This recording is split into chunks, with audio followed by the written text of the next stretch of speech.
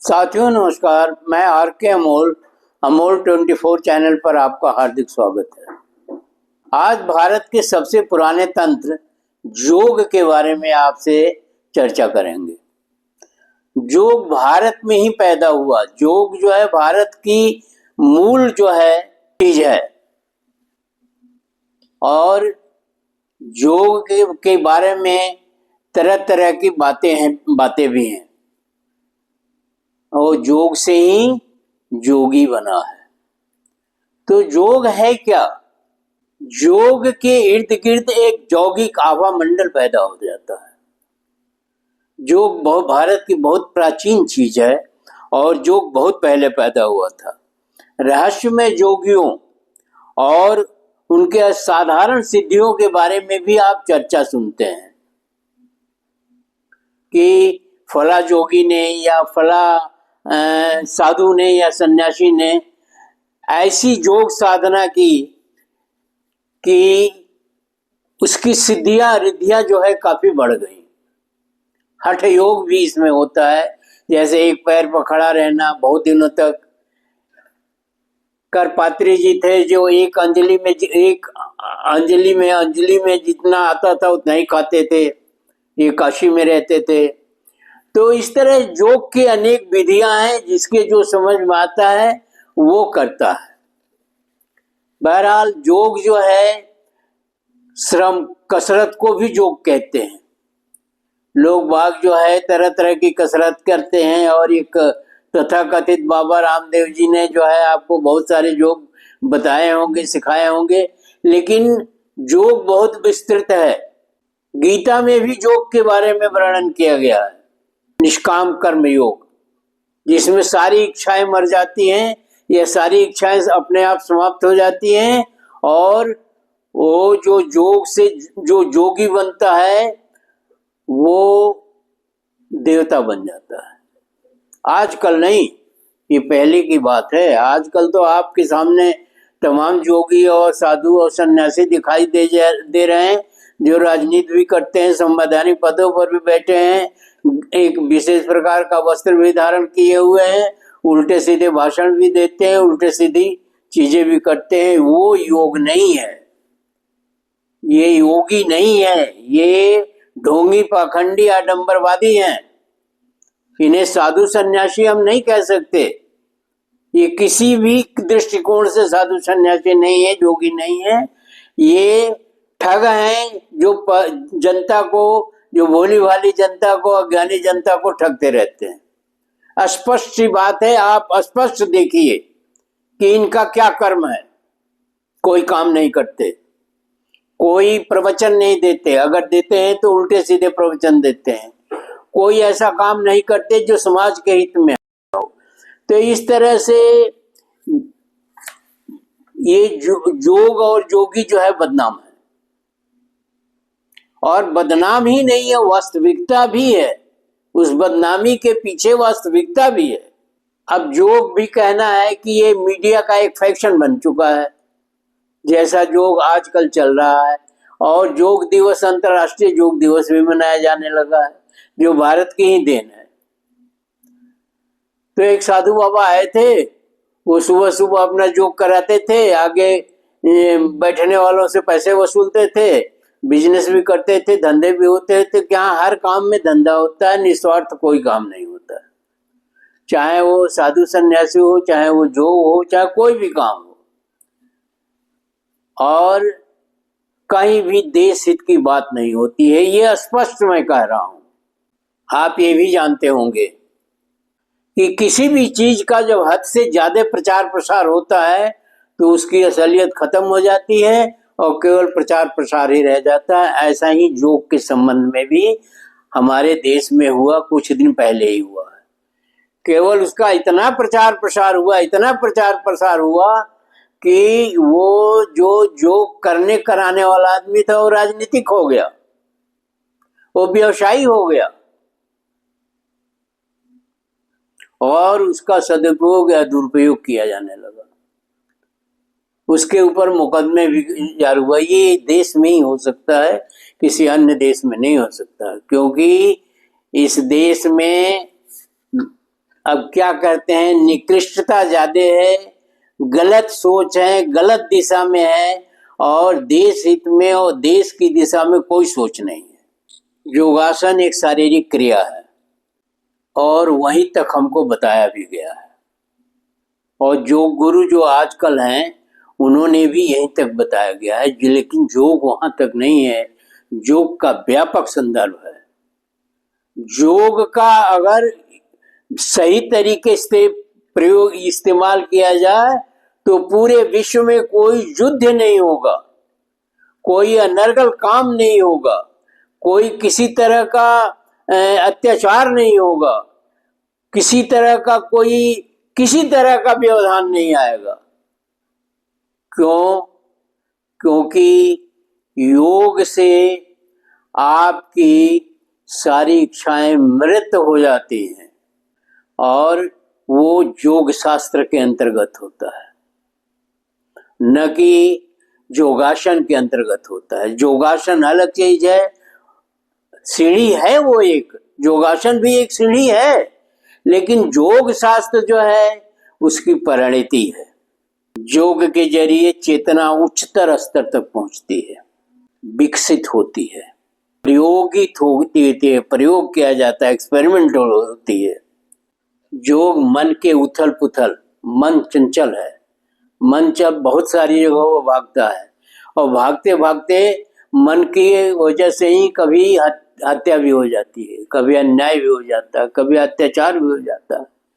तो मन के ये उछल कूद करने से या मन के उथल पुथल के कारण बहुत सारी चीजें होता है। चित्तवृत्ति का निरोध योग के द्वारा होता है, यही उसकी उपलब्धि है। कि मन में जो उथल पुथल है, जो आप परेशान हैं, जो ये है कि ये काम नहीं हुआ, वो काम नहीं हुआ, ये हमसे आगे बढ़ गए, वो हम मतलब सारी बुराइयां जो समाज की है वो योग से दूर करने की बात गीता में भी कही गई है, साधु सन्यासियों द्वारा भी कही गई है, किताबों में भी है और व्यवहारिक भी है। तो योग का मतलब योगासन नहीं है, योगासन एक सीढ़ी है। योग का मतलब है चित्त वृत्तियों पर, दिमाग पर नियंत्रण करना। दिमाग, जब आपको क्रोध आता है, आपको नहीं पता चलता कि हमें क्रोध आ रहा है। क्रोध जब अपना काम कर जाता है, आप हत्या कर देते हैं, आप मार देते हैं, अपमानित कर देते हैं, कुछ भी कर देते हैं, अच्छा कर देते हैं, बुरा करते हैं। क्रोध में तो अच्छा होता नहीं, बुराई होता है। जब क्रोध अपना काम कर चुका होता है तब आपको पता चलता है कि अरे ये तो गलती हो गई, ये तो गुस्से में हमने ऐसा कर दिया, वैसा कर दिया, और फिर खुराफात की शुरुआत शुरू हो गई। तो वो चित्त वृत्तियों पर आप नियंत्रण कर लेते हैं, आपको क्रोध आएगा ही नहीं। क्रोध नहीं आएगा तो आप ऐसा कोई काम ही नहीं करेंगे जिससे आपके लिए मुसीबत खड़ी हो। ये विपासना में भगवान बुद्ध ने भी बताया है। विपासना का मुख्य उद्देश्य ये है जो हमको पौराणिक कथाओं में और इन तथाकथित पुरोहितों द्वारा बताया जाता है कि क्रोध, ईर्ष्या, लोभ, मद, फला ठेका, इन बुराइयों पर आप नियंत्रण करिए। कैसे करें नियंत्रण, ये नहीं बताया जाता है। ये कतई नहीं बताया जाता है कि कैसे करें नियंत्रण। आपके मंत्र से तो नियंत्रण नहीं हो सकता, आपके इस पूजा पाठ से नियंत्रण नहीं हो सकता, आपके ये ढोंग पाखंड आडंबर से नियंत्रण नहीं हो सकता। तो कैसे करें नियंत्रण? उसके दो ही रास्ते बताए गए हैं। पुरातन काल में बताया, योग करिए, सेंट्रलाइज करिए, दिमाग को एक जगह स्थिर करिए। बहुत कठिन काम है, इसलिए निष्काम योग की बात मैंने किया है अभी, और निष्काम योग की बात जो है कृष्ण ने किया है। कृष्ण 16 कला के अवतार थे। कृष्ण राम नहीं थे, कृष्ण कृष्ण थे। कृष्ण ने जीवन के पहलुओं को उधेड़ा है, जीवन के पहलुओं को खोला है, इसलिए उन्हें 16 कला का अवतार कहते हैं। अवतार शब्द नोशनल है, कोई अवतार नहीं होता, और न ही कोई 16 कलाएं होती हैं, व्यवहारिकता होती है। तो कृष्ण के अंदर व्यवहारिकता बहुत ज्यादा थी। कृष्ण किसी चीज को जस्टिफाई कर देते थे कि नहीं, ये चीज इस कारण से सही है, और किसी का वध करने में भी उनको कोई आपत्ति नहीं थी, और वध भी उन्होंने किया तो दुष्टों का ही किया। लेकिन योग के बारे में जो उन्होंने निष्काम योग की बात कर रही है की है, उससे योगी पैदा होता है निष्काम कर्म योग से, और उस योगी की सारी इच्छाएं जब मर जाती हैं तब वो योगी बनता है। वही योग के संपूर्ण योग में उसी की बात कर रहा हूं मैं। और योग करने से मन के उस पार के सारे द्वार खुल जाते हैं जिसको आप जानते नहीं, जिसको ये पोंगापंथी या ढोंग पाखंडी कहते हैं स्वर्ग है, नरक है, ये है, वो है, और भ्रमित करते हैं लोगों को। योग भ्रमित नहीं करता। योग कठिन है जरूर, लेकिन योग भ्रमित नहीं करता, और यहीं पर आप जो है स्वर्ग और नरक का अनुभूति करते हैं। स्वर्ग और नरक कोई जगह नहीं होती है, स्वर्ग और नरक कोई स्थान नहीं होता है, स्वर्ग और नरक में कोई कार्रवाई नहीं होती, कोई चीज नहीं होती है। ये नोशनल शब्द हैं, जैसे ईमानदारी और बेईमानी, ये नोशनल शब्द है। कौन ईमानदार है और कौन बेईमान है ये निश्चित करना बहुत ही मुश्किल काम है, ये हो ही नहीं सकता कभी। तो इस तरह से योग के बारे में हम बता रहे हैं, और योग के साथ साथ और भी चीजें भी बतानी ताकि योग क्लियर। तो योग एक अनुशासन है जो स्वयं आप अपने ऊपर अनुशासन करते हैं, दूसरे के ऊपर अनुशासन नहीं करते हैं। दूसरे को ऊपर अनुशासन तो पहले राजा करता था, अब सरकारें करती हैं, और किस तरह से करती हैं आप देखते हैं। वो खुद अनुशासित नहीं है ये नेता, लेकिन दूसरे को अनुशासन का पाठ पढ़ाते हैं। वो बात मैं नहीं कर रहा हूं। और योग का दूसरा भी अर्थ में अपने आप से जुड़ना।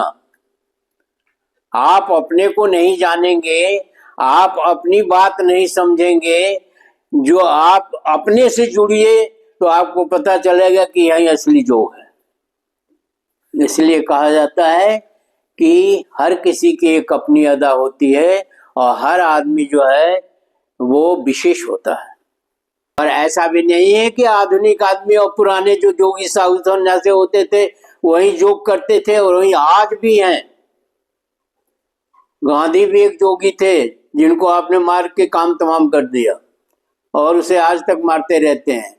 रावण भी एक योगी था जो राम से लड़ाते रहते हैं। इस तरह के अनेक योगी हुए हैं, लेकिन रावण को भी आपने कथा बना दिया है, रावण को भी आपने रामलीला बना दिया है। जाने क्या क्या करते हैं आप, ये तो मैं नहीं जानता, लेकिन जो भी आप करते हैं वो गलत करते हैं।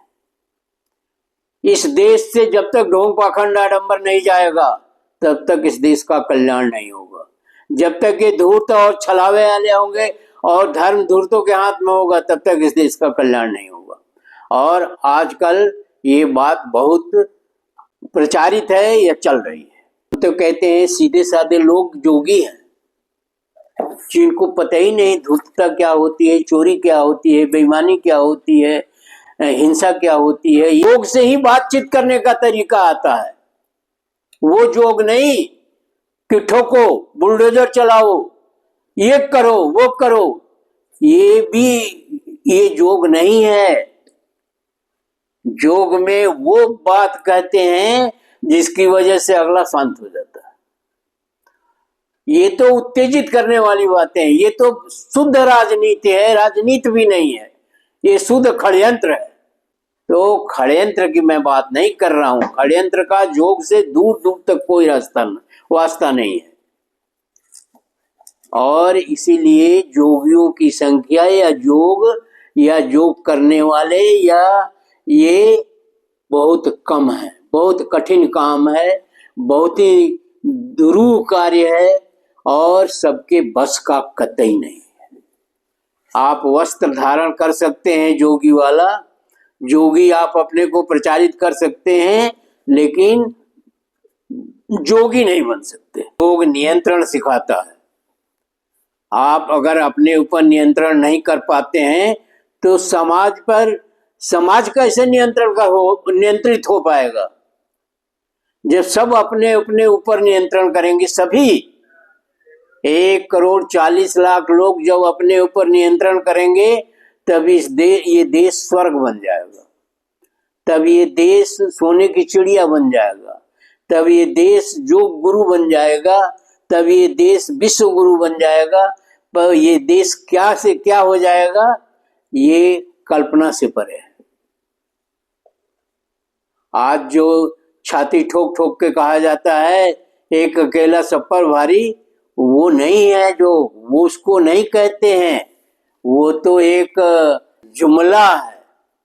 तो ओशो का कहना है, जब तक हमने योग नहीं किया, जब तक हमने ध्यान नहीं किया, मुझे आनंद की अनुभूति ही नहीं हुई।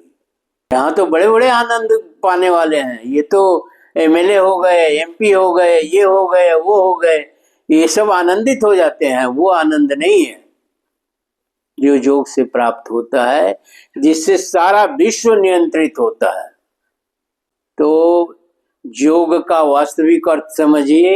योग का अर्थ योगासन नहीं है, योग का अर्थ है अपने पर नियंत्रण करना। जब आप अपने पर नियंत्रण करेंगे, समाज पर नियंत्रण हो जाएगा, तब आप धर्म पर नियंत्रण हो जाएगा, तब आप अर्थ पर नियंत्रण हो जाएगा, तब आपका हर चीज पर नियंत्रण हो जाएगा। और जब नियंत्रण हो जाएगा तो किसी अन्य चीज की जरूरत ही नहीं है। वीडियो को ध्यान से पढ़िए, समझिए, और मुझे भी कमेंट बॉक्स में बताइए क्या गलत है क्या सही है। वीडियो को शेयर, लाइक और सब्सक्राइब करना न भूलिए। धन्यवाद। जय भारत, जय संविधान।